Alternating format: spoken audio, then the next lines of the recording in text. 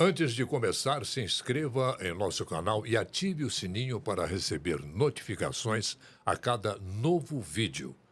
Curta, compartilhe e comente.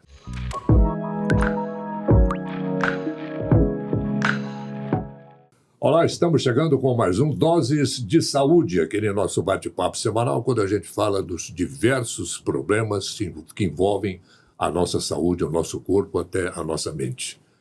Hoje nós vamos falar de um assunto delicioso, um tema muito gostoso da gente discutir, que todo mundo já passou por isso. Nós vamos falar sobre partos. Que tipo de parto? Todos os mitos que envolvem o parto. Vocês fiquem atentos aí, porque vai ser um papo dos mais deliciosos que eu tenho certeza vocês já devem ter ouvido. E não é conversa para mulher só não, viu? É papo para mulher, para homem também, e para meninada aí que pretende ser mãe. Vamos prestar atenção.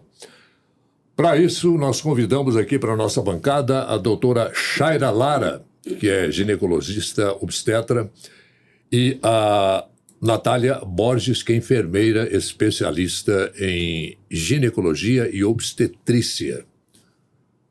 Muito bem-vindas as duas, é um prazer muito grande tê-las aqui no nosso Dose de Saúde de hoje. É um prazer estar aqui, obrigada pelo convite, ainda mais para falar desse tema tão interessante, né, cheio de mitos aí e verdades. Então, a gente esclarecer bastante coisa, tenho certeza que vai ter muita gente com dúvida. Se eu fizer alguma pergunta estranha, vocês, por favor, me perdoem que eu nunca passei por isso. Mas, Shaira, eu vou dispensar o doutora, viu? Para a gente ficar mais à vontade aqui. Shaira, são 2 ou 3 tipos de parto, né, que existem. Na verdade, a gente chama de vias de parto, então são 2 apenas, né? Então, o bebê pode nascer por via baixa ou por via alta, que seria o parto vaginal ou parto cesariano, né? Então, existem, na verdade, 2 vias de parto, e dentre eles tem algumas denominações que a gente dá de humanização do parto, mas vias de parto mesmo são 2 que a gente tem. E a cesárea hoje, ela não é muito recomendada, né? Parece que já existe um trabalho por aí, não é contra, mas é para ver se induz a mulher a praticar mais o parto normal. Como é que é isso? É que, na verdade, em termos do bebê, né, a gente tem benefício aí comprovado cientificamente da via de parto vaginal para o nascimento, né? Se você pegar, o Brasil é um dos únicos com a maior taxa de cesárea do mundo, né? Então, outros países, América do Norte, Europa, até países de primeiro mundo, a via de parto preconizada é a vaginal. Aqui, muitas vezes, eu acho que por conforto médico, que essa é a verdade, Exatamente. né? A gente foi caindo nessa cultura da cesárea de achar até que o parto normal, às vezes, não é legal ou não é interessante, né? Mas, na verdade, é coisa de cultura, que, graças a Deus, a gente tem trabalhado isso aos pouquinhos e tem mudado um pouquinho, A gente se né, apoia Natália? principalmente em relação à questão dos riscos, né? O que está envolvido os riscos ali? O risco de um parto cesárea e o risco de um parto É um normal. risco cirúrgico, Então, é um risco... bem mais amplo, né? Que a gente, tanto para a mulher quanto para o bebê, igual a Shaira falou. Né? Para esse bebê aí, tem inúmeros benefícios, né? A mãe passar pelo processo de trabalho de parto, benefícios até psicológicos, emocionais envolvidos ali. Porque na hora que ela está passando por aquele processo de trabalho de parto, ela está vivendo uma série de emoções ali. Uma série de transformações, né? Ela consegue ampliar muito a visão em relação a ser mãe, né? A receber essa criança. Muitas vezes a gente fica com muito receio. Eu sou mãe e claro que eu fiquei com muito receio quando meu filho chegou, né? Receio se realmente eu seria suficiente para ele, né? Se realmente eu seria uma boa mãe, se ele olharia para mim com olhos que realmente eu desejava, né?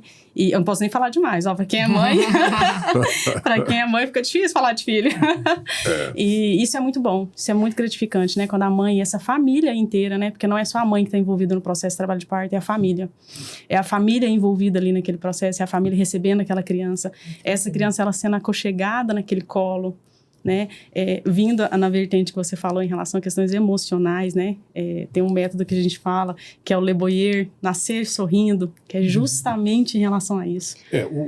A forma como a criança nasce pode ser uma determinante importante na vida futura, né, dessa pessoa. Sim, até no vínculo que a Natália está falando, no vínculo da mãe com o filho também, né? tem a parte científica, né, que existem realmente hormônios, citocinas que só são liberadas ali durante o trabalho de parto, ou a partir do momento em que aquela mulher entra em trabalho de parto. O canal de parto, as contrações ajudam até a expulsar o líquidozinho do pulmão do bebê e nascer com melhor vitalidade, não ter dificuldade naquela transição, né, que muitos bebês às vezes precisam de uma transição, que ele tá na barriga, ele não precisa de respirar, de nada, ele recebe tudo pelo cordão umbilical. Então, via placenta, a placenta leva os nutrientes pelo cordão umbilical para o bebê. Durante o trabalho de parto, ajuda, e aí ele não precisa respirar. Então, muitos bebês às vezes têm essa transição, precisa da ajuda do pediatra para fazer essa primeira transição. Por isso que, inclusive, sempre tem pediatra na sala de parto, seja parto vaginal, seja parto cesárea, para ajudar esses bebês que às vezes precisam nesse momento inicial. Eu li um artigo do Dr. Calil, acho que é Sérgio Calil, parece, ele falando que a importância também do parto normal, que a criança passa pela vagina da mãe, e a vagina teria ali algum composto, alguma coisa assim, que ajudaria vou dizer, em desinfecção da criança que está nascendo ali. Tem isso. Não é desinfecção, seria esse ajuda na respiração mesmo. E na também transição. ganhar a flora já ali, né? A Quando flora. ele passa pelo Isso, canal isso, vaginal, isso. o bebê ele já recebe aquela carga daquela mãe, né? Que é algo já familiar. É as bactérias, né? Tudo que ele vai conviver ali naquele processo ali. Então, é da família. Já recebe na Ele hora. já né? recebe ali. Então, até em termos de imunidade, sim. A gente tem benefício, sim, em relação a termos de imunidade para aquela criança. Tem uns mitos também, né? Que eu estava conversando com a Natália ali antes do programa. Aquele negócio da criança nascer, o médico levanta lá em cima e dá uns tabefe na bundinha. Você vê um tanto de foto aí, né? Você pega os avós aí, os pais, todo mundo tem uma fotinha dessa do bebê de cabeça pra baixo. Não preciso disso. É um pra trauma, chorar, né? O tapinha pra chorar. Não, a gente não pra faz chorar. isso, né? Isso é um mito. Ele já é levado direto pro contato da mãe, né? Então, a gente até estava falando um pouquinho ali antes, né? Hoje a gente preconiza ali a golden hour, a primeira hora de vida da mãe, do bebê já ficar sempre com a mãe. Então, não é um momento médico, né? Que a gente vê isso, vê um médico tirando o bebê assim, a gente tá focando ali naquele momento do médico, né? Concorda comigo? Então, na verdade, a gente tenta mudar isso hoje para trazer isso para aquele momento ser o momento da mãe, do pai, e não um momento médico, né? Então, focar ali realmente o foco desse momento no nascimento da família, no nascimento ali do filho. Então, o bebê já nasce, já vai direto pro colo da mãe. O médico é um mero, no parto vaginal, por exemplo, o médico é um mero espectador, ele tá ali para intercorrências. Né? Ele tá ali para admirar aquela mãe ali dar à luz e fazer tudo instintivamente ali na maioria das vezes e tomar os cuidados ali para avaliar intercorrências e tudo mais. Né? E mesmo na parte cesárea, a gente pode sim já colocar o bebê direto em contato com a mãe e fazer essa mesma golden hour, hora de ouro, que é essa hora de vínculo ali. É o momento ali da transição, né? Então, assim, ele tá na barriga, ele tá aconchegado, ele tá quentinho, os barulhos estão bem menores. Não precisa comer, ele não tá precisa respirando. nada. Então, assim, tá tudo muito quietinho ali, né? E ele tá aconchegado, ele tá com a mãe, ele tá ouvindo o coraçãozinho da mãe ali batendo. Então, tudo isso faz com que a criança fique muito tranquila, né? Na vida intrauterina. E esse momento de transição, quando ele sai da vida intrauterina para passar mesmo pelo canal de parto, né? Para nascer, independente, na verdade, da via de parto, esse momento de transição, ele nos traz muita coisa, né? Ele nos traz muitos reflexos, né? É um dos momentos mais traumáticos que a gente passa durante toda a vida, é o momento do nascimento. Né? Aqui de fora o barulho é muito mais alto, aí A já luz, chega o médico dando tapa ali na bunda do neném. Aquela luz então, de centro assim, cirúrgico, às vezes mesmo no parto vaginal, às vezes tem luz, a gente tenta tirar essa já luz tirar também, essa luz. para aquele ambiente lembrar mais ali o que o bebê vivia dentro da barriga, do que ele sai com um tanto de som, um tanto de luz na cara, luz Já branca assustando. de hospital, já assustando. Então não precisa disso, Nós né? estamos falando aqui numa realidade bem civilizada, né? Vamos dizer assim, mais tecnificada até. Eu fico pensando, vendo vocês duas falarem da maravilha que é essa coisa, o milagre do nascimento, né? da gravidez, essa coisa da mulher. Eu fico pensando, gente, nessas regiões menos favorecidas de higiene, de saneamento, de tudo. Como é que é esse povo, hein? Eu sei que a maravilha é a mesma do nascimento, é a mesma coisa, né? Mas as questões de saneamento, de tudo, como é que vocês veem essa situação diferente para essas mães? quando a gente recebe essas mães mais humildes, né, Sara? A gente tem até mesmo influências de questões técnicas mesmo, né? Da assistência daquele trabalho de parto. Então, assim, muitas das vezes a gente não sabe nem o histórico da mãe, o histórico do bebê. E isso, claro, que nos traz reflexos, né? Durante a assistência desse trabalho de parto, durante a assistência desse nascimento, né? E a gente precisa ainda desenvolver muito. Crescer muito, ampliar muito em relação a essa parte, porque são mães que realmente ficam desassistidas, são mães que não têm, às vezes, o conhecimento nem da importância, né, do porquê que a gente está passando por aquele processo, né, e por isso que a gente vê, às vezes, algumas famílias que falam, assim, muito revoltadas, né, até mesmo de atuações que, às vezes, foram feitas de forma correta. E por falta de entendimento, por falta de conhecimento mesmo, causa uma estranheza naquilo, né, Sandra? E essas pessoas com menos assistência têm, às vezes, alguma dificuldade de compreensão, né? Muitas vezes pode ser culpa, assim, né? O médico pode não explicar claramente, na forma que ela entenda, né? Ou, às vezes, também não tem o entendimento necessário para entender aquele processo que ela está vivendo e a forma que... E a gente também tem que tomar todo o cuidado para a gente também buscar entender, né? Aquela realidade. Não olhar com nossos olhos, com a nossa realidade, mas tentar enxergar com a realidade daquela pessoa que você está assistindo. Que Humanizar, não é culpa dela também. Que não é culpa dela também, né? Humanizar é muito isso, né? É a gente olhar com o olhar do outro. Não é o meu olhar ali na hora, né? As minhas vontades, né? O meu querer, é o querer do próximo, né? É o que o contexto social que ele está ali. O medo do próximo, o que ela pensa, o que ela está sentindo, acolher o que é o receio e acolher. Acolher. Muitas vezes o que a gente vê que falta é isso, é o acolhimento, né? É o olhar diferenciado para aquela família. E o entendimento fica muito mais tranquilo. Quando a gente demonstra um afeto, um carinho, uma proximidade.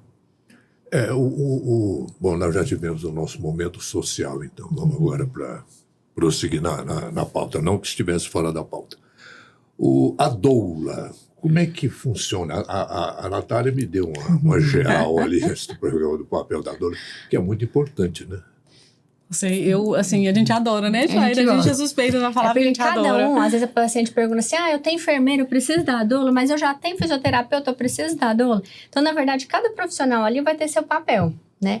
O médico, eu costumo explicar para os pacientes, o médico vai estar ali na parte técnica, não que ele não vá pensar, cuidar da parte emocional também, mas o pensamento meu ali, principal, é garantir o bem-estar materno-fetal, que aquele bebê vai estar bem, vai nascer bem, que aquela mãe vai ficar bem, né? Então, o foco do médico, por exemplo, seria mais esse. Claro que pensando em todos os outros também. A enfermeira, ela vai ter... Me ajuda aqui, como você vê também, Natália. Ela vai ter um pouquinho do foco dos dois. Ela tem a parte técnica, com o respaldo ali do médico, e ela tem essa parte também do acolhimento, de entender o ambiente e tal. A doula, ela não tem zero parte técnica. Ela não pode examinar a paciente, ela não tem esse conhecimento técnico e ela não é respaldada para isso. Então, ela fica exclusivamente na parte emocional. Né? Então, é um suporte muito bom, principalmente para primeiros partos, que às vezes são mais demorados, mais desgastantes. Tem alguém ali que está exclusivamente para focar em pensar só nessa parte emocional do que a paciente precisa, é bem bacana, ajuda muito, né? Tem uma doula, Ana Paula, que ela costuma falar que a doula tá ali para o que a paciente precisar. Ela já foi doula para levar o cachorro para outra casa, para casa da tia, porque a mãe estava preocupada com o cachorro, para levar a filha. O que a doula fez? Levou a filha, que a mãe estava preocupada, que tinha uma filha, para casa da irmã. É uma secretária que fica ali especial. E tá ali para o que ela sentir. Mas esse apoio emocional, ele é fundamental, né? E auxilia a gente em grande parte das vezes, porque o parto, ele é fisiológico. A mulher sabe parir sim, né? O nosso corpo sabe o que fazer. Só que quando ela consegue ter esse suporte, né? Esse aconchego ali, que às vezes a família, ela não tá... ela não consegue, né? Estar ali ao lado, auxiliar aquela família daquela forma que aquela mãe precisa, né? Do que ela precisa emocionalmente ali. Oferecer uma água. O acompanhante, ele também vai estar nervoso, né? Ele está ali também, e ele está ali com as suas ansiedades, com seus medos, né? Toda aquela questão emocional também envolvida. Então, a doula está para esse suporte, para esse suporte para essa família. A gente vê uma diferença muito grande. A gente, como enfermagem obstétrica, a gente está ali com uma parte técnica muito importante, que é justamente, né? O velho seguro de vida. Eu estou ali para poder garantir a segurança. Se alguma coisa sair do propósito ali, eu preciso agir, né? Se eu não precisar, melhor. Né? Se eu não precisar, melhor. Eu fico ali só com o seguro de vida, só olhando. É o seguro de vida. Que é o que realmente eu espero. Essa definição. Eu só espero ficar com o seguro de vida, só olhando. Acho que é só seguro de vida, tá tudo bem, não precisa nem da gente. Nem intervir, que geralmente não precisa. Né? A família, ela faz o show, né? O nascimento, ele é da família. Ele não é meu, ele não é da parte técnica ali, ele é da família. Eu tô ali realmente para garantir a segurança e é muito bom quando a gente tem essa vivência, a gente vê a família se transformando. É maravilhoso. Tem outro mito também, eu não sei se é mito. A mulher entra em trabalho de parto e fala, olha, 2 horas antes do parto, 3 horas, 4 horas, meia hora, não sei, você não pode comer nada, não pode beber nada. Nossa. É outra conversa. Na minha faculdade ainda tinha isso, acredita? É mesmo? Tem quantos anos que eu tenho? 10 anos? Não conta não. Ainda tinha isso, né? De deixar, porque se precisasse de cesárea, né? Então você já estava ali no trabalho de parto, já estava pensando porque a cesárea, quando é programada, né? O ideal é ser feita em jejum, como qualquer procedimento cirúrgico, né? Então, jejum de 8 horas e tudo mais. Então, muitas vezes, deixava a paciente ali no final do parto, quando ela precisa se alimentar, ter mais energia, deixava ela sem comer. Olha que absurdo. Eu peguei essa parte ainda, graças a Deus. A gente precisa que a mãe, né, esteja bem. Precisa que ela esteja bem, com energia. A gente dá até a rapadura pra ela comer, o chocolate ali, pra dar energia. Coisas fáceis que ela gosta. Porque, na verdade, deixava-se de jejum pensando pra se precisasse de uma cesárea. Né? Mas mesmo com a cesárea, a alimentação, claro que não vai comer uma feijoada, uma coisa assim. Ela nem consegue, né? Durante esse processo de trabalho de parto, ela não consegue. São pequenas frações ali que a gente dá. Mesmo no caso da cesárea, a alimentação seria, vamos dizer, necessária. Se for programada, aí é de jejum também. Né? Mas não programada, vai fazer mesmo se faz medicamento, anestesia faz medicação, né? Para prevenção ali de intercorrências. Tem mulheres que ficam horas, né? Em trabalho de parto, né? Então não tem condições dela ficar em jejum durante muito tempo. vai demorar, né? Às vezes acha que vai ser 2 horas, são 4, então não tem como. E isso fica prejudicial pro bebê, né? Pra mãe, pro bebê. A cooperação faz parte do ser humano. E a Unicred Aliança acredita nisso. Sabe da importância de cooperar e andar juntos para o desenvolvimento pessoal e profissional de cada cooperado. Estamos em Uberlândia e em mais 25 cidades, entre elas 3 capitais, e atendemos mais de 15 mil cooperados nesses 30 anos de existência. Não somos uma instituição financeira tradicional. Somos colaboração, planejamento, inovação e união. Tudo para você prosperar. Porque aqui, um ajuda o outro e todos ganham. Unicred Aliança, 30 anos. Escolha cooperar. Escolha Unicred. Eu tenho algumas perguntas aqui do pessoal que nos acompanha. Por que é importante aguardar o início do trabalho de parto antes de realizar uma cesárea, mesmo em casos onde a cesárea é desejada ou necessária? O bebê, ele sabe a hora de nascer. O corpo, ele vai se preparando devagar. O bebê que sabe, né? O bebê sabe. Então, na hora que ele dá aqueles sinais ali, às vezes a mulher fala assim, mas eu não entrei em trabalho de parto. Mas ele deu sinais. A gente Aquelas sabe, primeiras contrações, né? existem hormônios que são liberados ali no momento, né? Mesmo que ela opte por uma cesárea, né? Aguardar o trabalho de parto é uma coisa muito interessante de se fazer. É esperar a mesma hora dele. É ele que vai falar pra nós. Eu tô prontinho. Tô dando sinais. E sabe o que eu acho também? Que essa espera já é uma preparação para essa maternidade que vai vir, né? Eu falo que a gestação, eu falo para as minhas gestantes, que a gestação e a espera do parto já é um ensinamento desse filho, né? Que as coisas não vão ser no seu momento. Não mesmo. Você programa tudo, tem gente que quer programar um mês que o bebê que vai engravidar para o bebê. Não, você não vai programar, entendeu? Já vem para te ensinar isso. De repente fica até meio sem graça, né? Eu vou dar à luz no dia 18 de janeiro, às 14h30. É chato, né? Fica assim, por isso que a gente não gosta nem da data provável de parto. Justamente por isso, porque a família foca tanto naquela data ali, né? Que a gente chama de data provável de parto. Às 40 semanas deu-se esse nome da parte médica, né? Aí a paciente foca naquela data ali, como se fosse aquele ali o limite. Na verdade, não é o limite, né? A grande parte das vezes o bebê ele se torna realmente prontinho ali, dá os sinais depois dessa data. Né? Em grande parte das vezes é depois dessa data. Depois das 40 semanas é que esse bebê começa a apresentar os sinais de que está pronto para vir. E quando que a mãe sabe que o neném sabe, né? A hora que ele tem que nascer, a hora que ele quer nascer, ele abre a porta que eu tô saindo. Abre a porta que eu tô indo. Segura que eu tô indo. Ninguém segura, não. Quanto tempo, por exemplo, se é que existe um tempo determinado para isso, o médico deve esperar antes de providenciar uma cesárea? Então, a gente tem ali protocolos no mundo de até 42 semanas. Usualmente, a maioria dos protocolos no Brasil, o que minha equipe usa, a gente usa cerca de 41 semanas. Né? E também não quer dizer que precise de cesárea, a não ser que a paciente deseje, né? Mas mesmo com 41 semanas, existem tipos de indução do parto. Aí já tem benefícios de realmente ajudar esse bebê a nascer do que aguardar mais tempo, 42, 43, né? Porém, não precisa ser cesárea, a gente pode fazer indução sem medicamento, indução com sonda de Foley, indução com medicamento, né? Então, se a paciente ainda assim chegou nas 41, que é o prazo ali que a gente costuma esperar, às vezes até 42, dependendo de quem for seguir algum protocolo, não precisa da cesárea, mas a gente pode, a gente já ajuda esse bebê a nascer de alguma forma, induzindo esse parto vaginal, se esse for bebê, desejo. às vezes, ele apresenta aqueles sinais, né, de que está pronto para nascer, mas o trabalho de parto, ele não deflagra em si. E a gente tem muitas coisas que a gente consegue fazer, até induções não farmacológicas.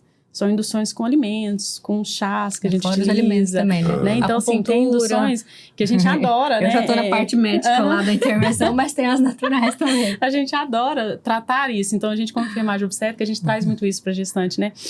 Todas as opções que a gente tem pra tá fazendo com que esse trabalho de parto deflagre-se em si. Ela começa a ter aquelas contrações, né? As contrações vêm iniciais, mas o trabalho de parto, ele não desencadeia. Então, às vezes, a gente precisa do empurrãozinho ali pro trabalho de parto aí. Antigamente, eu falo antigamente por pessoas, minha família, que passaram por isso, tudo e tal.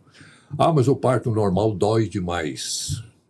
Antigamente não podia, né? Parece que dá anestesia, aquela coisa toda, tinha que ser na raça. Hoje tem anestesia, produtos anestésicos que Sim, ajudam. A gente tem a analgesia de parto também, né? Lembrando que a analgesia de parto muitas vezes pode aumentar o risco de parto instrumentalizado. A paciente perde um pouquinho aquela consciência corporal dela. A analgesia de parto, ela corta a dor, uma boa analgesia, ela vai cortar completamente a dor da paciente, mas vai manter toda a movimentação, ela vai continuar andando e tudo mais, né? Só que muitas vezes a consciência corporal da força que ela tem que fazer, muitas vezes ela realmente perde um pouquinho, né, Natália? Então a gente tem ali um aumento do risco de instrumentalização do parto. O limiar, ele é muito pequenininho, né? Então, às vezes, necessidade de um vácuo extrator no finalzinho ali para ajudar esse bebê a nascer, né? Mas tem a opção, sim. Tem a opção sem analgesia e tem a opção com analgesia. E hoje o Santa Clara oferece, os hospitais da cidade, tem que há 10 anos atrás, nem o hospital da cidade daqui de Berlândia oferecia. Hoje eu acho que a maioria, né, já está oferecendo, os que a gente trabalha oferece. Os hospitais particulares hoje já desenvolveram muito em relação a isso, né? De oferecer essa analgesia. Na rede pública, quando eu estava ainda, já estava começando também, não sei como que tá. Mas na rede pública, depende, né? a gente ainda não conseguiu avançar ainda a esse ponto, não, né? A analgesia de parto, ela traz, sim, às vezes, inúmeros benefícios para aquela paciente, né? A gente, às vezes, consegue, utilizando um termo não técnico, né? A gente consegue, às vezes, salvar o parto com a analgesia, né? Principalmente pela questão da exaustão materna, quando a mãe ela fica em trabalho de parto por um período muito grande, então ela realmente ela fica exausta, às vezes ela precisa de descansar, e a analgesia vem trazendo um benefício inúmero em relação a isso, né? Dar oportunidade para ela dar um descanso, respirar e a gente retomar esse trabalho de parto com mais força. Só que, claro, que uma intervenção, tudo na obstetrícia, uma intervenção, ela pode gerar outra intervenção. Então, por isso que sempre a gente tenta a gente utiliza um termo técnico, né, hands-off, que é realmente não fazer nenhum tipo de intervenção, não pôr a mão, realmente deixar a mulher fazer todo aquele trabalho. Porque toda intervenção, ela pode gerar outra intervenção. Iniciar as intervenções à medida que fossem necessárias e não de rotina, igual se fazia antigamente, né? O PIC, que se fazia tanto de procedimento, intervenções sem necessidade, episiotomia. Na vagina. Na vagina, isso. Episiotomia, aquele corte. Então, hoje em dia, quase não se usa mais, né? Praticamente não se usa. E as intervenções só são feitas à medida que são sendo necessárias. E não, assim, de rotina para todo mundo. É individualizado. Cada caso, à medida que vai evoluindo, isso aqui vai se beneficiar de tal intervenção. Igual a Natália falou, uma intervenção pode ir levando a outras intervenções. Algum tempo atrás usava-se, eu esqueci o nome do aparelho, do equipamento que era usado para isso. Era tipo um extrator. Rolava lá para puxar a criança. Ainda. Isso chama forceps. É forceps, né? Ainda isso, tem. Hoje em dia, a gente tem usado muito mais o vácuo extrator. Ele tem a mesma função do forceps, né? Só que ele é uma... tinha que ter uma foto pra ver. Tipo uma ventosa mesmo, tipo, né? Uma ventosinha que coloca na cabeça e aí adere, aí você traciona, né? Só no finalzinho ali, quando tá no parto expulsivo e às vezes para fazer uma ajuda para aquele bebê a nascer. Então, é uma ventosinha. Vai ser o formato de né? É um aventalzinho mesmo. Não, A gente é faz o aqui. forceps que eu tava tentando o explicar. fórceps. É uma pá. Ao invés da pá Uma do pazinha. forceps, né, que pegava assim na cabeça do bebê, o vácuo ele pega só aqui, faz uma pressãozinha e ajuda você a tracionar. Mas isso a gente tá falando assim de Já é o lá na frente, né? é E exceção são da exceções, né? exceções. Porque antes a gente utilizava-se muito isso. Hoje a gente já tem outras intervenções, né? Pra gente não precisar utilizar a mão desse parto instrumental, né? Isso é um parto instrumental. Quando eu falei lá no começo de mudar esse foco, né, do médico pro paciente, entra isso também. Então, mesmo nos partos vaginais, o foco no médico, o médico queria que aquele bebê nascesse rápido, né? Faz pique, usa força, empurra a barriga da mulher para nascer. Vai nascer mais rápido? Vai, mas a que custo, né? Não é o que a sofrimento gente... obstétrico, né? É sofrimento obstétrico, a que a gente chama de violência obstétrica hoje, né? Eram intervenções ali desnecessárias, mas que muitas vezes eram feitas para agilizar ali aquele processo e não deixando ele fluir naturalmente da forma que ele é. A gente ouvia falar em função desse fórceps de crianças que nasciam até meio com deformidades, principalmente na Tem parte... que saber muito craniana. bem, o fórceps tem que saber muito bem Porque aplicar. ali a criança tem informação ainda, né? Aquela coisa, qualquer coisinha que apertar ali vai... Mas quando a criança ela nasce de parto normal, geralmente ela tem essa modificação, né? Do formato da cabecinha. Uhum. E isso é em grande parte dos partos normais, a criança ela nasce sim com a cabecinha com um outro formato. A né? moleirinha, Isso na verdade, é né? fisiológico. A moleira é fisiológica. Tanto que eu nem tenho aquela depressãozinha, justamente para quando passar no canal É de a parto, moleira, ele faz né? a moleira. Isso. Espreme um pouquinho mesmo, né? Às vezes, quando ele fica mais tempo ali naquele canal de parto, fica até pontudinho, assim. O pai até é estranho, a mãe é estranha na hora. Mas a gente já, quando a paciente já faz todo um trabalho antes, ela já sabe que isso pode acontecer, que é comum de acontecer. Então, às vezes, a cabeça fica pontudinha, mas dá 24, 48 horas, Para já ela normaliza. passar, né? Ele se molda no canal Pra de parto. passar, Então, para depois passar volta. naquele canal de parto, às vezes a cabecinha fica até pontuda. E isso resolve em pouco tempo. Isso daí resolve e rapidinho, não causa nenhum prejuízo, né? A natureza se encarrega, né? Às vezes, na maioria das vezes. E a eclâmpsia? Antigamente a gente ouvia falar muito, eu falo muito antigamente, acho que em função da idade também, da experiência que a gente tem, de conhecimento, de ouvir falar, de histórias e tudo mais, de reportagens que a gente já fez, essa coisa toda. Ainda tem muitos casos de eclâmpsia? A eclâmpsia, né, é um dos casos mais graves que a gente pode ter na gravidez, né, quando a paciente tem hipertensão, às vezes não controla e tem até crise convulsiva, né. Isso tudo a gente monitora com pré-natal adequado, né, então, fazer as consultas regulares, mensais no começo, depois no final de 15 em 15 dias e depois no finalzinho semanal, porque é onde é mais comum de dar essas alterações, de pré-eclâmpsia, de eclâmpsia. Então, no final, ela é olhada muito mais rigorosamente. A gente tem exames para prever isso, né? A gente tem, se faz uma anamnese, que é aquela pergunta na primeira consulta da paciente muito detalhada, você consegue ver se ela tem fator de risco que você precise já intervir antes para já prevenir, né, um quadro desses, que é o quadro mais grave, um dos quadros mais graves que a gente pode ter. Então, o pré-natal adequado é o que ajuda a gente prevenir, com a prevenção. E é meio silencioso, né? Essa coisa a pressão, de né? A pressão geralmente É é a pressão, sempre silenciosa. né? A pressão pode manifestar com dor de cabeça, alguma coisa, mas pode não ter uma pressão alta e a paciente não está sentindo nada. Eu lembro e só que vai saber se medir, se aferir a pressão regularmente. um amigo nosso perdeu a esposa dessa forma, deu à luz, tudo tal, estava lá no quarto, de repente foram ver, morreu, estava morta. Deu uma hemorragia, uma coisa assim, parece. E falaram que foi eclâmpsia, né? Eu considero os dois casinhos mais graves, né? Eclâmpsia e a... Mas ainda tem uma alta taxa a pré-eclâmpsia, né? Ela ainda tem uma alta taxa de incidência ainda na população. Né? Questões de qualidade de vida e estilo de vida. Como é que é isso? É justamente a questão de alterações da pressão que ela vem trazendo. Sim. E aí, com ela, pode se agravando, né? Então, outras situações vão acontecendo, né? Outras alterações mesmo no corpo vai acontecendo, e aí ela vai se agravando, fígado, chegando a culminar até na convulsão. Na convulsão. Mas o que você falou aí de sangramento é outra coisa, intercorrência também, infelizmente, muito grave, né? Do pós-parto, do parto e do pós-parto, que é a hemorragia pós-parto, né? O sangramento anormal pós-parto. A gente ainda tem perdas maternas em relação a isso. Não tem nada, assim, não sei se ela teve eclâmpsia, né? Pode ter tido ou não, não sei. A eclâmpsia é quando tem hipertensão com a crise convulsiva. Agora, a gente tem hemorragia pós-parto, né? Então, a gente tem protocolos para prevenção de hemorragia pós-parto. Toda paciente, independente do parto normal ou cesárea, ela recebe já medicação imediatamente para prevenção da hemorragia pós-parto. E se necessário, né, se mesmo assim com a prevenção inicial ela continua sangrando, aí vamos evoluindo no protocolo. Aí tem mais medicação, outra medicação. A gente tem ali uns 5 níveis de medicações que vai, à medida que A vai gente sendo vai só necessário. aumentando. Vai só aumentando. Mas tem a base que já é feita para todo mundo de rotina. Antes, uma grande perda das mulheres era em relação à questão dessa hemorragia, né? Então, é uma das causas ainda que merece muita atenção, é a hemorragia pós-parto. E é olhar ali logo depois, ficar de olho naquela paciente na primeira hora ali, nas primeiras A 24 gente horas, que é o fica principal. pesando, olhando. Isso ocorre mais no normal, né? No parto normal, ou não? No Não, normal é menor. É menor. É menor? É mais no menor. parto cesárea. Quando a gente fala de sangramento parto normal, é 500 ml. Sangramento parto cesárea é 1000 ml. O normal. Passou disso, a gente já começa a intervir de forma mais veemente ali, né? A gente começa a colocar as cascatas ali de medicações. Bom, o parto normal, ele pode ser realizado, pode acontecer, a mãe pode ficar em diversas posições, né? Que for mais confortável para ela. Como é que é? Sim, você já está atualizado aí. Já está atualizado, é isso mesmo.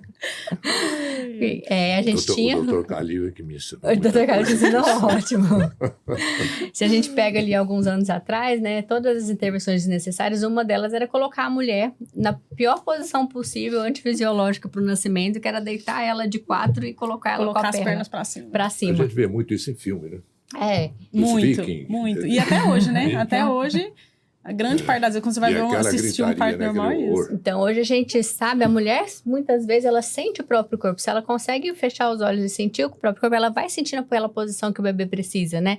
Seja de 4 apoios, né? Seja em pé, verticalizado. A gente tem banheira, tem banqueta de parto que ela senta e pode nascer ali sentado, que é uma posição verticalizada mais favorável para o nascimento.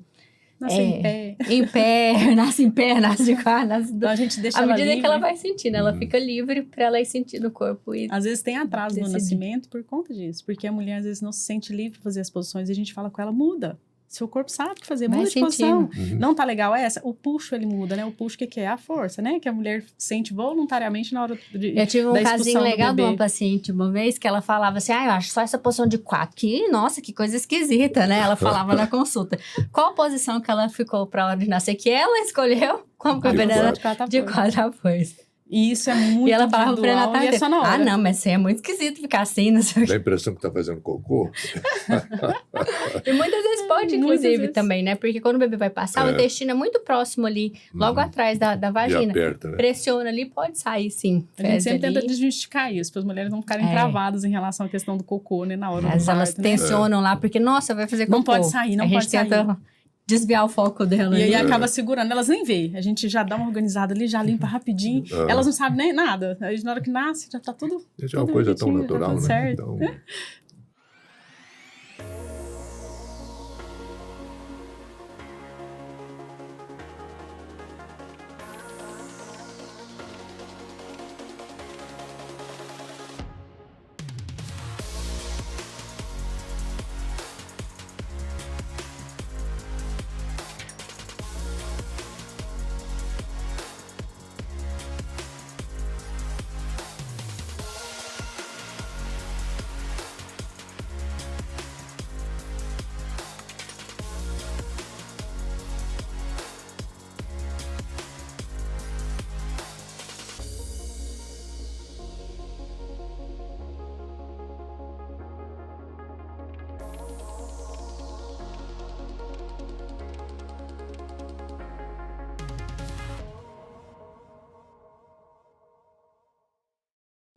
o parto, eu não sei se o termo é esse, aquático, que a criança nasce dentro d'água.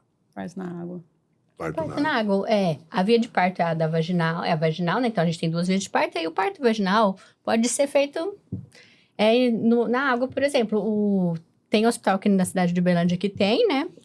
A banheira de parto, não são todos. E a mulher tá lá naquele conforto, muitas vezes ela não quer nem sair lá da banheira, né? Porque é um método de analgesia, de alívio de dor, a banheira. A água é um método de alívio de dor, a A água gente morna. utiliza muito. Então, né? muitas vezes ela não quer nem sair de lá, o bebê pode nascer lá na água mesmo. A água morna alivia Água muito a questão morninha. da sensação da dor para essa mulher. Então, a gente utiliza esse recurso, assim, em grande, grande parte parte. das vezes, no chuveiro, na banheira. Onde a gente tiver água, a gente tá usando. Até numa compressa. Uma compressa morninha, quentinha, onde tá mais incomodando Mais ali, a gente ajudando. põe para ela tentar relaxar, para ela tentar acalmar. Interessante. Bom, vamos lá. A ligação mãe e filho é maior porque o trabalho dela é isso no parto normal, né? É ativo participando do nascimento. Além disso, apenas 3% das crianças nascidas dessa forma de parto normal passam pela UTI neonatal. É por aí mesmo. Sim, Isso, a exatamente. gente tem uma menor taxa de Os benefícios decorrência. justamente em relação à respiração, né? Passagem desse canal de Passagem parto, desse canal, o auxiliar esse bebê escolher seu momento, não está sendo tirado ali antes da hora, antes do momento dele. A mulher já está mais pronta, preparada. Então a Já gente passou tem pelas menor transformações. risco de UTI, de hospitalização para os bebês em partos vaginais do que no parto Questões cesárea. até hormonais mesmo, né? Ali envolvidas no trabalho de parto. Bom, a mãe deve fazer um exame ginecológico para avaliar o colo uterino, ou seja, se o colo está grosso ou se já está se preparando para o nascimento do bebê. Os exames vão avaliar também a posição da criança, se ela está alto, encaixado, sentado ou transverso, e também se existe desproporção cefalopélvica. Ixi, muitas informações aí numa Essas só. informações aí, muitas das coisas é o que eles usavam para falar que a paciente não podia ter parto normal, entendeu? Exatamente. Vai Fazer o pegando toque. cada um desse aí, ó, isso aí, não, você não tem dilatação não, você não dá parto normal não. Ou não, seu bebê tá alto, você não dá parto normal não. A paciente nem está em trabalho de parto, né, Chara? E faz o toque vaginal Então, na e fala verdade, assim, olha, não tem possibilidade são não. alterações que vão acontecendo ao longo. Então, o bebê ele tá mais alto, o colo do útero fechado e duro, e à medida que começam as contrações, esse colo do útero vai ficando macio e abrindo para esse bebê passar. E muitas vezes, antigamente, né, ou às vezes, infelizmente, ainda existe isso, usa-se esses termos, essas questões, que na verdade são pacientes que não estão em trabalho de parto ainda, para justificar de fazer uma cesárea, de fazer uma intervenção, né? Então, o bebê tá alto? É porque às vezes não desceu, porque não tá na hora, não entrou em trabalho de parto. Muitas vezes o bebê só vai descer, só vai encaixar, e na verdade só vai começar a dilatar depois que começar esse trabalho de parto, né? Então, antes o bebê fica alto mesmo, né? O colo fica fechado, ele só dilata com a evolução. E aí, usar isso, né? Usava-se muito isso, usa às vezes em alguns lugares ainda, para justificar, assim, você não dá parto normal, né? A gente não tem como falar. A paciente fala assim, eu quero chegar no final. Às vezes ainda tem paciente que chega assim, Nath. Eu quero... Tá lá na primeira consulta de pré-natal, não, eu quero ver se for dar parto normal, eu quero tentar. Mas se não for dar... Falei, então, a gente só vai saber se vai dar ou não depois que ele começar. Antes, não existe, praticamente. Ele que vai saber, né? Que Os antigos falavam assim, a barriga precisa baixar, né? Quando a barriga baixou é porque o parto tá ali próximo. Na verdade, a gente tem raros casos realmente de contraindicações para o parto normal, né? Por exemplo, a placenta está na frente da cabeça do bebê. É uma das contraindicações reais para o parto normal. A placenta fica atrás. Então, a placenta nutre o bebê.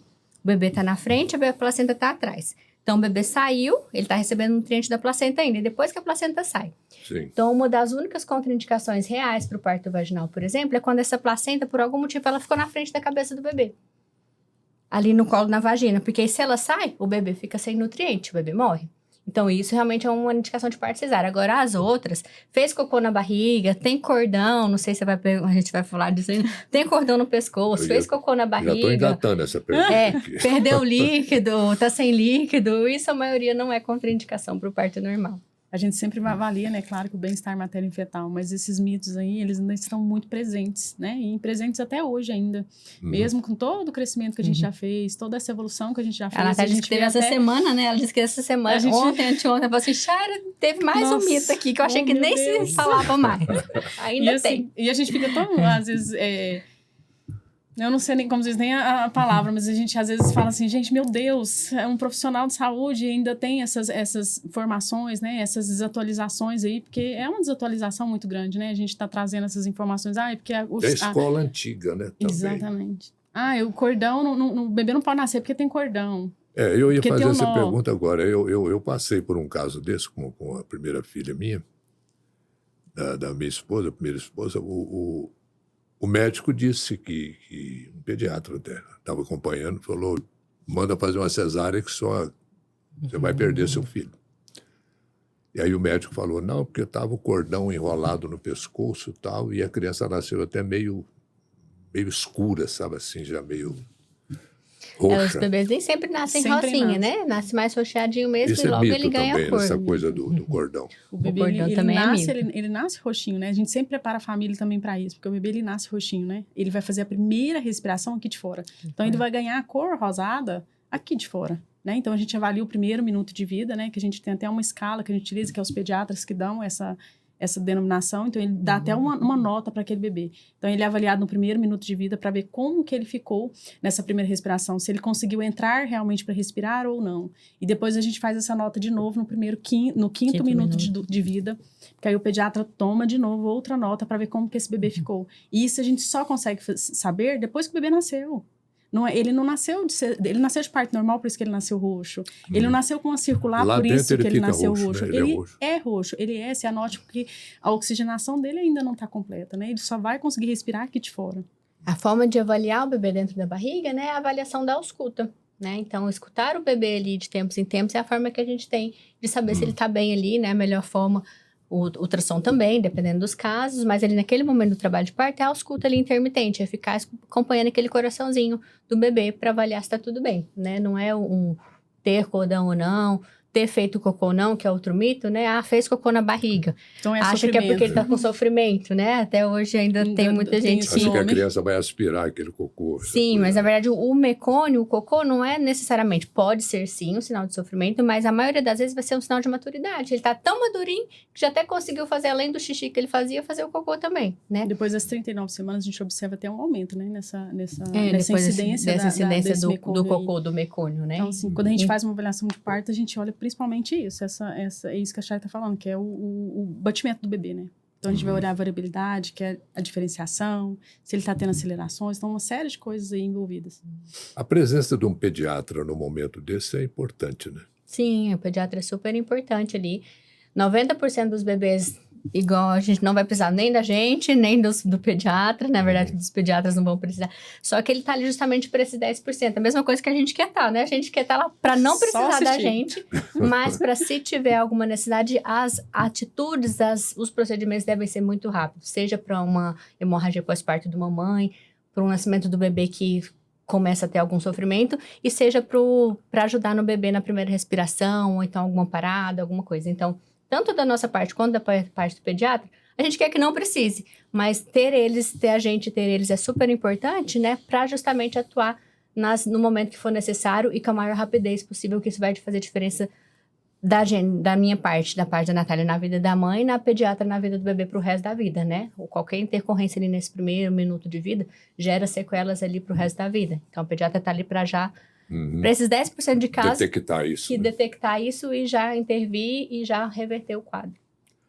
Outro mito que a gente conversava ali agora mesmo sobre isso, nasceu uma criança, né, bebê ainda, de colo, né, claro, a mãe ou a tia balançando o neném para dormir, aquela coisa. Isso é desnecessário. É desnecessário e tem um risco, né? Balançar não, mas aquele movimentozinho suave imita o movimento que ele tem na barriga, né? Balançar, sacudir, não. Não, mas tem gente... Chacoalhar, né? Chacoalhar, ele tem uma contraindicação muito grande. Chacoalhar não. Só movimentozinhos suaves, né? Imita, igual aquele som.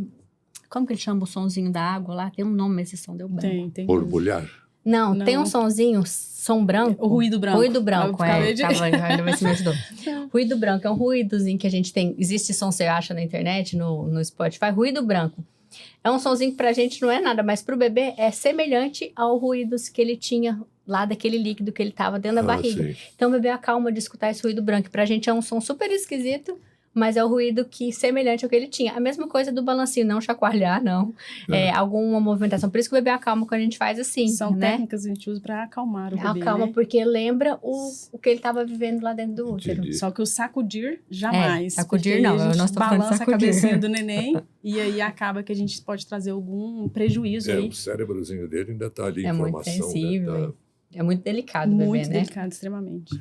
Vocês devem ter muitas histórias, né, para contar sobre partos e afins. Muitos. Sempre tem. Até junto, né, Sai? Até junto. Tem muito mito? Tem ainda, né? Tem. Em torno dessa coisa. Sempre tem. Sempre alguma coisa que a gente acha que não existe mais, de repente a gente escuta Aparece alguém de novo. perguntar, ou alguém com esse mito. A população em si, né, ela nos traz muitos mitos aí ainda que estão envolvidos. É um processo muito longo, né? De uma cultura tão enraizada de uma cesárea, do medo do parto normal, né? Que se criou. Nossa, você é doido, você vai tentar o parto normal mesmo? Você tem certeza? Aquela dor lá, você vai Tem passar para certeza que aquilo? você vai sentir Pra quê? aquela dor para quê? Você vai passar para aquilo. A dor, ela não é um sofrimento, né? A gente sempre trata isso. A gente cesárea é tenta uma trabalhar. falsa sensação de segurança, né? Ó, agendei um horário ali, uma cirurgia, vai estar tudo certo, do que um inesperado, que é um parto normal. Parto normal, você não sabe como vai ser. O pai pergunta, os pais adoram perguntar quanto tempo que pode, isso e aquilo, quanto tempo que dura. Eu vou te falar assim, não sei. Se eu tivesse essa bola de cristal, ia ser lindo. Então, mas aí depois que a bolsa são quantas horas? Mas e depois disso, aí é quanto tempo? Falei, olha, a gente não tem nada, a gente só deixa acontecer e vai, lógico, avaliando. Eu ia te perguntar, então não pergunto. Essa mais. previsão a gente não consegue Essa coisa ter. da bolsa. Estourou a bolsa. E aí? Não é novela, não estourou Não a é bolsa, o igual neném tá nascendo. Isso, eles morrem de medo também. O pai, principalmente, Fala, porque "Nossa, ele não que vai sei." ter que levar a mulher, né? É. Aí ele diz, nossa, se a bolsa romper, eu fico morrendo de medo da bolsa romper. Eu falei, se a bolsa romper, deixa ela ir tomar banho. Fala pra ele tomar banho, arrumar as coisinhas. Ele, nossa, mas não vai nascer em casa, não, eu vou levar correndo.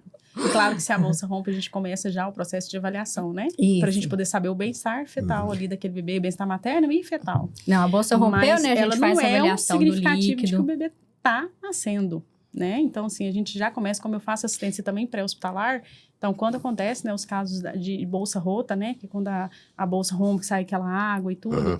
então, a gente já começa uma avaliação ali, porque precisa se fazer uma avaliação para esse bebê. Mas só que essa mãe, ela tem um tempo ali para entrar em trabalho de parto. Muitas das vezes, claro que não é o mais comum é que a bolsa rompa durante o trabalho de parto, mas pode acontecer dela romper antes ou até mesmo depois que o bebê nascer. O bebê, ele nasce dentro da bolsa e depois que a bolsa rompe. Uhum. A gente chama de parto empelicado, né? É um dos partos mais raros. Até hoje eu peguei um. Foi, assim, maravilhoso. Não tem foto, porque a gente não consegue tirar foto ali na hora. A criança nasce, a bolsa... Dentro da Dentro da bolsa. bolsa. Ele nasce dentro Eu da já bolsa, você fiz um pega. também. Olha. É lindo. E é um parto muito raro, é maravilhoso, é assim... A gente Ocorre fica ali parto babando. normal, né? Nesse Na caso. cesárea Na também, cesárea já também fiz uma pode. cesárea que eu Aham. consegui tirar o bebezinho lá com a dentro da bolsa. Essa eu tenho foto. Gente, que Geralmente a legal. emoção é tão grande ali que a gente A consegue gente nem não tirar nem foto. tira foto, mãe, eu posso tirar uma foto? É, mãe, pode, mas eu vou tirar uma foto. Mas a bolsa romper é um mito grande ainda, né? De que tem que fazer. Primeiro que as novelas mostram a bolsa romper, a mulher sai desesperada, né? É. Com o pai correndo com o carro, né? E quando a bolsa rompe fora do trabalho de parto, né? Geralmente ainda vai demorar várias horas. Lógico que a bolsa romper é um fator. Aquela paciente que é o parto vaginal, já é uma forma de indução natural do corpo. Geralmente, dentro das próximas 24 horas que a bolsa rompeu, já vai começar a iniciar o trabalho de parto. O corpo mesmo. O corpo mesmo já inicia. Uma forma ali do corpo já está se iniciando ali. Né? A gente faz avaliação, mas não precisa nem ir para o hospital. A gente faz avaliação, às vezes, em casa, se for o caso, que ela não está ainda para nascer. Se a paciente deseja cesárea, já é um tipo de escolha do bebê também, né? Mas não é aquela coisa de ter que sair correndo. É coisa para ser avaliada, né? E aí é um sinalzinho do bebê, que tá querendo vir nas próximas horas aí. Ou Existe, dias. existe, Ou dias. mas Ou aí, dias. Uns mais custosos. Tem uns mais custosos que ficam alguns dias ainda. aí já envolve vaidade também, né? Que não sei se é só vaidade também. E a mulher, às vezes, não quer um parto normal, porque eu vou ficar muito larga se neném nascer, não sei o que e tal. Isso é mito também. Isso é mito também. Né? A gente tem ali, na verdade, quando a gente deixa esse parto acontecer da forma mais espontânea, mais natural possível, a gente tem até o preparo do períneo. O pai, quando ele assiste, ele vê o bebê fazendo assim, né? Começa a nascer, às vezes, vê a cabecinha do bebê umas 10, 20 vezes, umas 15 Aí vezes. ele vai e volta. Ele vai e volta. vai e e volta. Aí ele vai mais um pouquinho e volta. Ela, nossa, ele foi. Aí a gente fala pra mãe assim, tá quase. Não tá quase, não. Ele voltou pra dentro. Eu senti que ele voltou. Eu falei, voltou, mas ele já fez uma parte do caminho. Aí ele vai continuar o caminho. A gente sempre fala, né? O espaço que abriu já foi. Mas, na verdade, já esse vai passar. períneo se Uhum. preparando pra não rasgar, pra não dar laceração, né? Então, fazendo isso dessa forma, então ele prepara ele para aquele momento, ele tem os hormônios propícios para isso, para aquela hora, e depois volta tudo A ao normal. complacência, né, dos tecidos ali, ela é muito grande. Então, na hora que ela abre, depois ele vai fazer. As fibras, elas voltam de novo, Volta elas normal, retomam. né? Elas retomam aquele processo. Então, não existe esse, eu vou ficar mais larga e isso vai me prejudicar. Não, gente, de forma nenhuma. E a gente tem até exercícios que a gente consegue fazer dentro da fisioterapia pélvica, né, trazendo esse profissional aqui também para dentro, que auxiliam nesse processo. Às vezes a mulher fala também, outro mito que é envolvido é a questão da bexiga baixa, né? Minha bexiga caiu por conta no colo do útero, né, que trabalho de eles falam, né? parto. Essa Se questão da fosse assim, bexiga no Brasil não ia cair, ter ninguém com a bexiga, porque todo Não mundo ia, fez. A gente porque a tem maioria 80% de cesárea, 90%. Então, a grande parte das vezes, essa bexiga que a gente fala, né? A bexiga caiu, é por conta da questão, às vezes, até do próprio processo de gestação, né? Daquele peso que a mulher recebe naquele assoalho pélvico ali, e que acaba proporcionando E depois da incontinência urinária, essa coisa toda. Exatamente. Mas então, que assim, não isso está às vezes está relacionado relacionado ali à via de parto. a via de parto, e sim o processo de gestação, né? Aquele peso ali. E a gente, muitas das vezes, as mulheres, elas não preparam, né? A gente não tem um preparo desse períneo mais. Às vezes até por questões culturais mesmo, questões sexuais, né? Que a gente, às vezes, tem alguns tabus envolvendo isso, né? Então, assim, a mulher, ela não se conhece, ela não consegue conhecer seu corpo, ela não tem aquele processo mesmo ali fortalecido daquele períneo, e isso vem, e a gente consegue perceber isso nitidamente na população.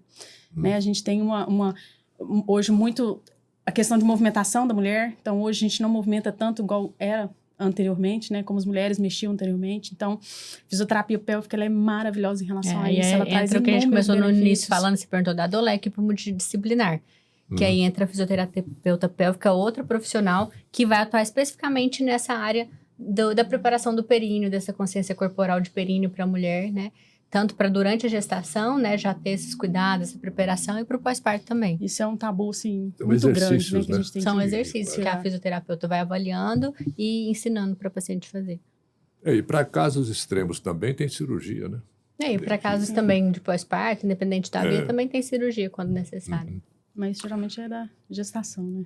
Gente, o nosso tempo está... Eu sei que a conversa está boa, mas...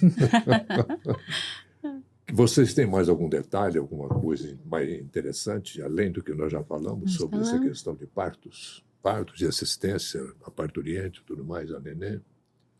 Eu penso que a mulher deve... O que eu fico, assim, quando a gente fala de parto, o que eu penso de coração, mas principalmente é que a mulher deve escolher o parto que ela se sinta bem, desde que não seja por medo, né? Ela escolher um parto vaginal, um parto cesárea, com informação, orientada, com consciência, né? De todos os benefícios, das partes boas, do parto... E ela escolher uma via de parto, seja vaginal, seja parto cesárea, mas com consciência, eu acho que isso que ela deve buscar, e não por medo. Porque a gente ainda tem muita via de parto escolhida por medo, por mito, né? Então, meu alerta, se eu fosse para deixar uma frase aqui, seria essa, né? Claro. Pra gente escolher a via de parto com conhecimento, independente da sua escolha, a gente respeita todas as escolhas, né? Aquele que for melhor para você, desde que você tenha adquirido conhecimento e tenha consciência da sua decisão ali, ela tenha sido embasada em realmente no que você precisa, seja na sua história, nos seus medos, mas não em mitos e falsas verdades. Acho que é isso. Buscar profissionais que realmente estejam ali alinhados, né? Atualizados e alinhados em relação à questão da humanização respeitosa, respeitando a vontade da mulher. E aqui eu trago, assim, acho que meu recado é mais em relação a isso, é o respeito, né? É a gente deixar até uma interrogação pra gente mesmo, porque eu acho que a gente tem que evoluir dia a dia. A gente está em um processo ainda de mudança, que ainda tem muita coisa para avançar, e a gente precisa respeitar muito essa mulher, a gente precisa ter um olhar muito individualizado, né, para cada vontade, isso é humanizar, é eu respeitar a vontade dela, é eu estar ao lado dela, independente da sua decisão, e eu sempre busco isso na minha prática profissional, que é realmente estar ao lado dela, é apoiar ela e lutar por ela mesmo, porque a gente vira um galinho de briga ali, se precisar. Eu tô do lado dela ali, ó, E a gente caça da briga naqueles hospital. A gente caça briga com todo mundo. Fala, não, senhor, a vontade dela não é essa. A gente briga vai, naqueles hospital. né? E fazer seu plano de parto, independente da via. Eu também trago isso para ela ter essa consciência, para ela conseguir ter uma oportunidade de estudar sobre esse parto, né? Independente da via. Fazer o seu plano de parto, fazer as suas escolhas. Ali é um documento que a grande maioria dos profissionais não dão a importância que aquele documento tem. E a gente, né, Chara, uma das primeiras coisas que a gente pede é justamente isso, é o plano de parto, que lá tá as vontades dela. É uma coisa que a gente tem que se preocupar também. No jornalismo a gente aprende isso. O que é regra hoje, o que é atual hoje, amanhã poderá ser um mito. Né? Como que os mitos que nós já passamos por aí, que hoje a gente está até brincando e rindo aqui. Né? E às vezes era uma verdade ali naquela época, Já foi né? uma verdade. Já foi uma verdade. Gente, que legal. Muito gostoso o papo. Muito bom, gostei muito. Adorei também. Obrigada por estar aqui com vocês. Agradeço muito. Muito bom mesmo, obrigado a vocês. Tá? E encerramos mais este Doses de Saúde. Muito obrigado pela sua atenção, pela sua audiência, pelo seu carinho. Até a próxima.